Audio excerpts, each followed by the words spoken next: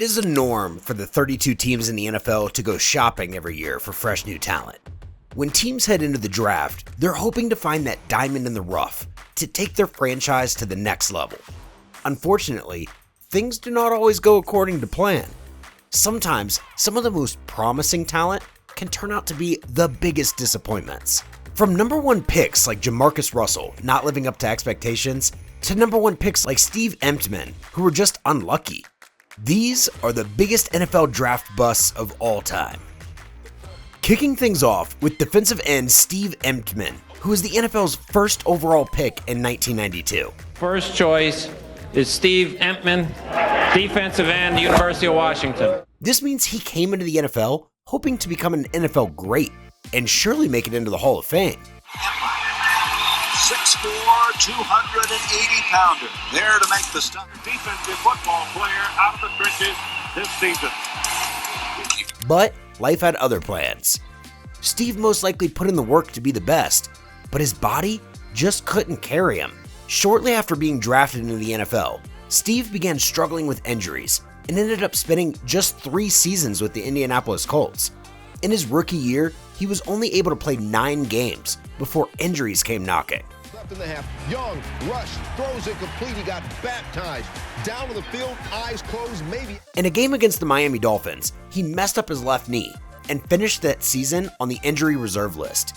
Steve was just getting started with the injuries. In his second season, he picked up an injury that most NFL stars before him had been unable to recover from. He ruptured his right patella tendon. However, he put in the work to recover from his potential career-ending injury and was back to playing. The draft overall, Chris, clear-cut number one guy. You see him here stuffing the run, collapsing the pocket, getting after the quarterback. I remember Steve spent 3 seasons with the Colts and missed 30 games. Although the short period he spent with the Colts was associated with injuries, he could have continued with the team if only he had agreed to have his salary reduced. Unfortunately, he wasn't willing to take the pay cut, so the team cut him after the 1994 NFL season. After ending things with the Indianapolis Colts, Steve went on to play for the Miami Dolphins and Washington Redskins. It clearly wasn't Steve's fault that he was so injury prone, but this next player had a hand in his own misfortune. He battled with substance abuse. He dropped some passes this past year. A lot of that was concentration. They said in the 2003 NFL Draft, the Detroit Lions came in with the second pick. They were in the market for a wide receiver at the time and had some extremely talented wideouts on the board. Usual. No, exactly. Now you've got the Houston Texans here. They took David Carr last year. With the second pick in the NFL Draft, the Detroit Lions selected wide receiver Charles Rogers over future Hall of Famer Andre Johnson, who was drafted by the Houston Texans the very next pick. This would prove to be a mistake for Detroit. Did a heck of a job in that offense. He was the one shining star. You go back to the Notre Dame game. He made the unbelievable catch in the end zone, in the back of the end zone, to give the Spartans a lead. Then all of a sudden, Notre Dame comes back. Arnett's battle with the 60-yard catch. They lose. But overall, Charles Rogers may not have been better than Johnson on paper. However, he played at Michigan State. So the Lions wanted to take a chance on someone right in their own backyard. This game to a Pro Bowl level. You'll watch him the way he plays. Unbelievable talent. Sure, he dropped some passes this past year. A lot of that was concentration. They said it was a sun setting over Spartan Stadium. Rogers very soon began to show that he did not have what it took to survive in the NFL. He lacked the self-discipline, nutrition, and the fitness to endure the grueling demands of an NFL season. We're looking interesting. You've got a receiver being taken second in this draft. Not unlike unusual. No, exactly. Now you've got the Houston Texans here. They took David Carr last year. In 3 seasons, the wide receiver was only able to play 15 games. He struggled with multiple injuries and a substance abuse issue. His fall was so bad, he couldn't continue in the NFL. His career was over after just 3 seasons. But if you thought Rodgers was a terrible pick, this next pick was even worse. Let's be honest, a list of the biggest NFL draft busts of all time wouldn't be complete without quarterback Ryan Leaf. Just select quarterback, Washington State University, Ryan Leaf. Coming into the draft, Ryan Leaf was actually one of the most sought-after draft prospects that year.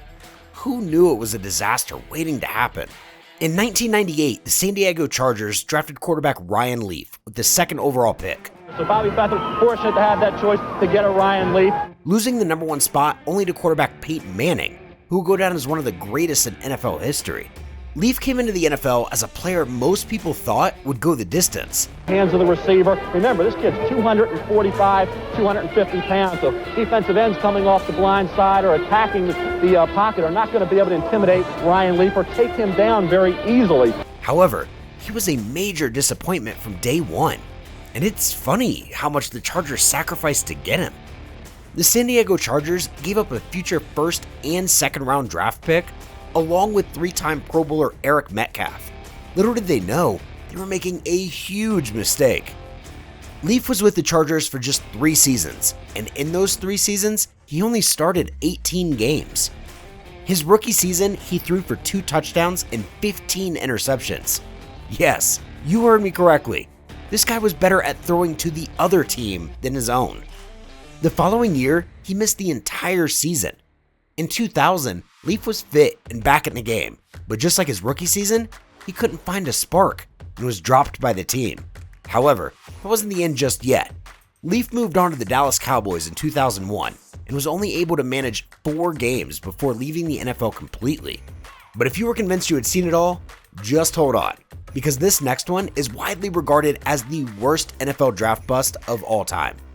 Quarterback Jamarcus Russell was drafted as the first overall pick in the 2007 draft. With the first pick in the 2007 NFL Draft, the Oakland Raiders select quarterback Jamarcus Russell, LSU. Although he came into the league very promising, he wasn't exactly destined for the top, but it was difficult to tell.